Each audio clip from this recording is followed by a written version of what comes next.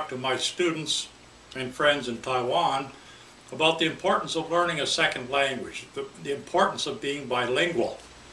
So I've done some research. I have some knowledge that I gained myself, and then I wanted to do some research to find out what the experts might say, the people that study and understand this type of thing. But first I wanted to see which languages were the most often used in the world. And I found a couple of different studies, and it always comes out pretty much the same way. Chinese Mandarin is spoken by more people than any other language. And the second language that is spoken by more people than any other language is English. And if you're interested in the third is Spanish. But Chinese Mandarin and English are the two top languages spoken in the world. And then I wanted to know something about the size of economies, how big the production, what they call the gross national product, was from the top nations. And when I looked at that for that information, the most recent I could find was from 2011, and it appeared that the most production comes from the European Union. That would be all of the nations in Europe that are combined together into what's called the European Union. They had more production than any other group or entity. Now, once you start looking at individual nations, the United States was number one, the top amount of production in the world. Number two was the People's Republic of China, mainland China, and number three was Japan. So right away again, it struck me, the top nation, the United States. Right behind it, China, mainland China.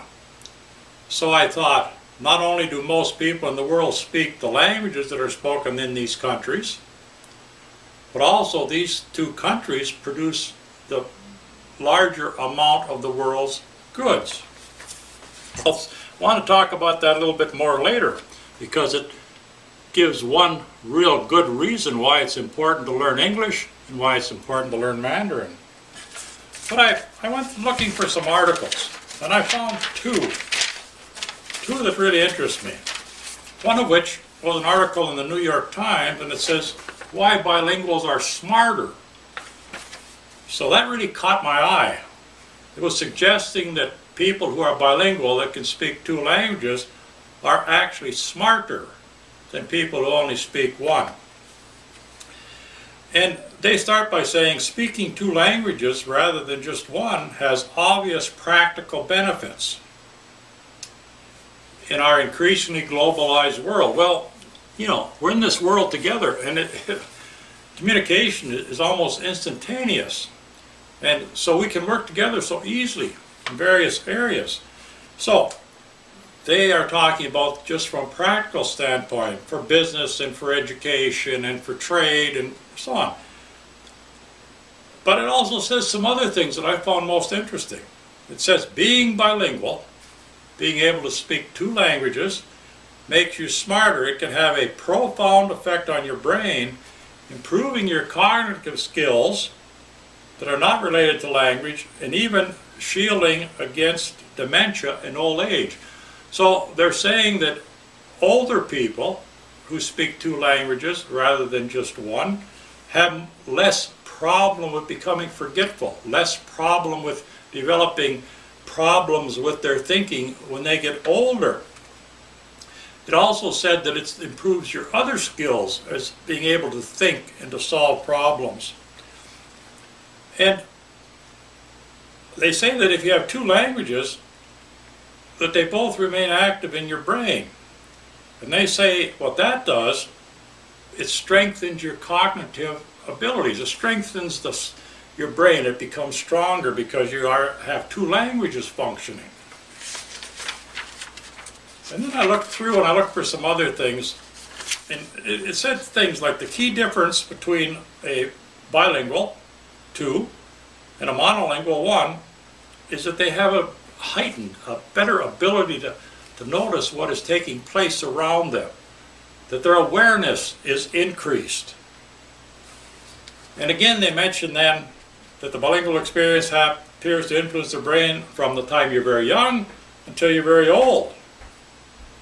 And which was most interesting to me, because I am older, is it says that there is reason to believe that you may also gain these advantages if you learn the language when you're older.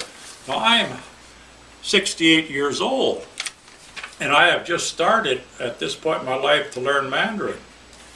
And a friend of mine, one of the principals,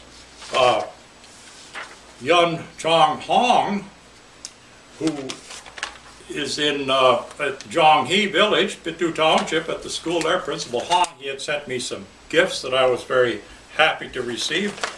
And I wanted to make sure that I could have his name, so I asked my friend Tina then if she would provide me his English name, which is Yun Chang Hong, and then also give me the Chinese characters so perhaps I could practice writing them. But what is very interesting is that this gentleman is also in his 60s. And he has said on CIEN News, and I've heard him say it himself, that even at his age he still studies and learns some new English words. So it's real interesting. You don't have to be young. You could be middle-aged, you could be older, and it still is very valuable for you to learn another language, and it is quite, you are quite able to.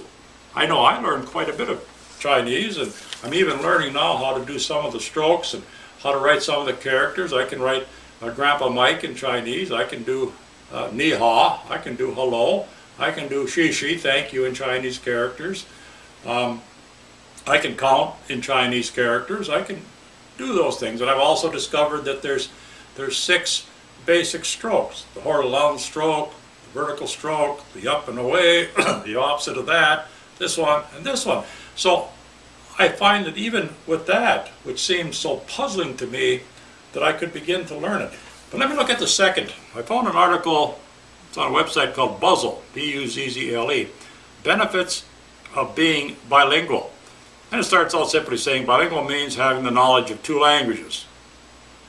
And then it said that the benefits are not simply in business and professional life, but they're also in social life, in just our interactions with people and humanity. And they say that in over 150 researches, different researches that professionals have done, linguists and people that study this type of thing, they have found that it's beneficial. So much so that they have said, I'll quote, so much so that it can be called a superpower. A superpower. And then they go on to say a number of different things. They said, while you're studying another language, one needs to understand its basic grammar, and then the vocabulary. And that is how you get a working knowledge of another language. You just start, one step at a time. You know, it's like the longest journey begins with one small step. Well, learning a language is the same way. It begins with one small step, and then you take the second step and the third. And through time, it builds on itself. Initially, it's slow, but the more you learn, the faster you learn. I know that certainly is true with me. But here's what they're talking about. They're talking about globalization. And of course, we understand that. The fact that we're living in a global nation. It's so easy for us to communicate these days and work together. And they said that, you know, when you learn a second language, it doesn't push the first language out. Matter of fact, they say that if I learn Chinese and I learn English, that they're stored in different parts of the brain, so I've got 2 different parts working together, like a team, if you wish. But there are a number of pluses, and I want to just look at what they have said are the positive things. And this is a nice article. It says, a bilingual's brain has 2 active language systems. Doesn't matter which one they prefer. They have 2 active systems. So it's always exercising. It's always exercising. And you know, in today's world, when they worry about old people, people are living very long lives. And sometimes when they get older, they develop Alzheimer's disease or what's called dementia, and they have difficulties mentally. So they say, you know, you should solve math problems, or you should practice with your memory, or you should do crossword puzzles or Sudoku or something to help your brain get stronger. Well, when you're bilingual, this is happening naturally. And when you study another language, it makes your body stronger. It's kind of like if I go on my weight bench and I'm lifting weights and I'm trying to stay stronger, or I get up in the morning and go for my morning walk to make my legs stronger and my heart and lungs stronger. If I'm doing 2 languages rather than 1, and especially if I'm learning and working to improve the second language, then it's strengthening my brain, the same way exercise strengthens my muscles. They said a speaker of 2 tongues, 2 languages, can think up 2 or more phrases or words for each idea and object. You can think up tea or cha. I've got 2 different ways I can look at tea. Then when I think of cha, it makes me think of Alishan. So now I have the word for mountain, Shan. So you see, it starts to expand in many, many different ways that we would not think about. They say that general reasoning and the ability to form concepts or ideas gets better. They say that your cognitive flexibility improves to a great extent. Well, that's flexibility there. Cup of tea or cup of cha. Alishan, cha is what I like. You're more flexible. They say that if you are then working with other people, if I am in Taiwan, you know, I can think and understand the people much better in the culture. And if a person from Taiwan is here in Wisconsin, the same with them if they understand English to some degree. So it helps you in that way. And you also become more sensitive. If I can understand some of a language, then when a person's trying to express themselves, I can better understand what they are trying to say. In other words, become more sensitive. So intellectual growth. Intellectual growth as well as psychological growth is improved if you can understand 2 languages. Then they were talking about educational benefits, or what they call curricular benefits, meaning the curriculum or the basic structure of a school learning situation. And they say here, if you're taking tests, now in this country we would be talking about the SAT, Scholastic Aptitude Test, or the American College Test to get into college. Many of my students in Taiwan have recently taken exams there for entrance into college. That if a person knows 2 languages, they tend to score better on a test than people who know 1 language. So if you took the same person and they were tested knowing 1 language, and then if they learned a second language and they were tested again, their scores should be higher. Or if I have 1 language, you have 2 languages, and everything else is the same, we're both the same level of intelligence, that if we were tested, you would score better than I. It's very interesting that it helps you in that way. And here's something I find most interesting too. It said bilinguals find it quite easy to learn and speak the 3rd language, or the 4th language, or even more.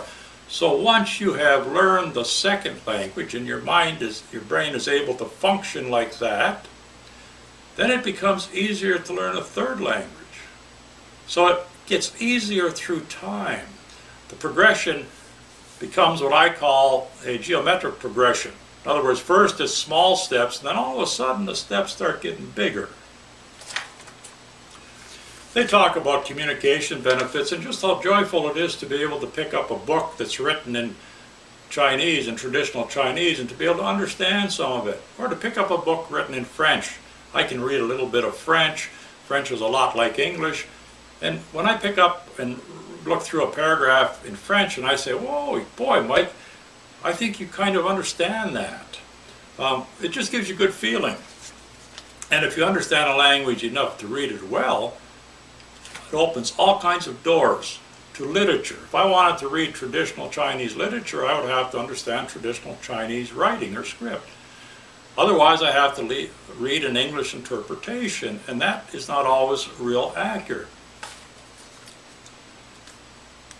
So there's a lot. They say you can read poetry, novels, magazines, but there's just so many other things you learn. And you certainly learn an awful lot about a culture and about a country and about its people if you learn their language.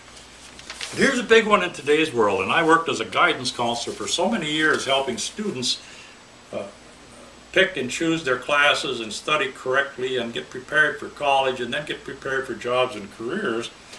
And there's all kinds of job opportunities that open up if you know language. And that's particularly true if the languages you know in today's world are English and Mandarin. Those are the two most important languages when it comes to world commerce and world trade and educational exchanges, and it just opens so many doors. And they say here, in a globalized world, like I have said, a globalized world, bilinguals can get excellent career opportunities in retail, which means sales, transportation, tourism, administration, secretarial work, public relations, marketing, banking, accountants, translation, law, and teaching. And it's very obvious to me. There are any number of jobs in Taiwan that I could apply for even at my older age because I'm a native speaker of English, and of course I'm also a teacher, so that helps. But it's not only there. I could go to many nations in the Far East. I could go to Thailand, Cambodia, mainland China, probably Japan, or just any number of places and work as a teacher, so teaching children or teaching adults. So the employment benefits are certainly there. It's better to do it when you're young, and I know that younger people seem to pick it up more quickly, and that's why it's so darn important for you to study in school and study English. I was so impressed when I was in the schools in Changhua County, and I looked and saw all of the English signs in the hallways, and I realized that students, all students were learning at such a young age, beginning to learn some English. And I know it's hard, just like it's very hard for me to learn Chinese. But I was so impressed because you're doing such a great job, and so many of the students were able to talk to me.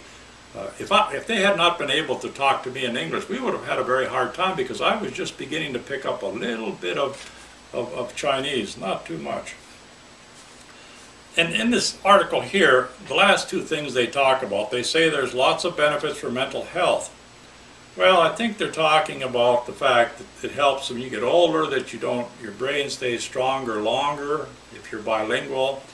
They're also talking about the fact that you better understand another people and other cultures if you know another language, so there's much likely to be positive relationships, and people will not think negative thoughts about others if they understand their culture and their language. It really helps there.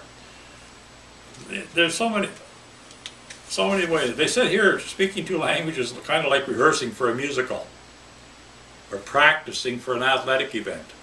That it has that same type of positive effect of building you up. And at the end they just say, well, there's the character or personality advantage, meaning just what it does for you as a human being. The social advantage, what it does for you as far as your relationship with other people, the community, bigger community. And then the cultural advantage. The more you know about various cultures, the more intelligent you will be, the more you will be a wiser person. You can then kind of pick and choose. You know, it's like some things that I prefer to do are like they're done in Wisconsin. But I've learned some new things that I like to do that I learned in Taiwan. By way of example, this drinking tea. I actually switched from coffee to green tea. I find that green tea seems to work better for me, and it certainly helps me keep my appetite suppressed, and I just like it. Well, that's a cultural thing that I picked up in Taiwan this year that I've actually incorporated into my daily life here. I continue to eat with chopsticks, even though I'm back in the United States, and I learned to eat with chopsticks when I was in Taiwan, and I thought it was kind of good, and I find out that if I do that at home, then I eat more slowly. And I'm better able to control my diet, and I can stay thinner. So there's something culturally that I brought in from Taiwan. I still eat mostly Western foods, so I keep most of that as I had it before. Another area that I keep looking at is philosophy. And I spent a lot of time reading about Confucianism, Taoism, and Buddhism. And Eastern sages are wise men and women from the East. Well, more of that becomes part of my life after I visited and interacted with many of the people in Taiwan. So there's very, very many benefits. But my purpose again, my purpose in talking to you is to encourage you to study English, to study it hard, to do a good job, and to become bilingual. Become someone who is able to speak both your native Chinese, Mandarin, Taiwanese, your native languages, and speak English. It will help you in so many ways as you grow up and become adults and become part of the global community. Thank you for listening to me. Bye-bye.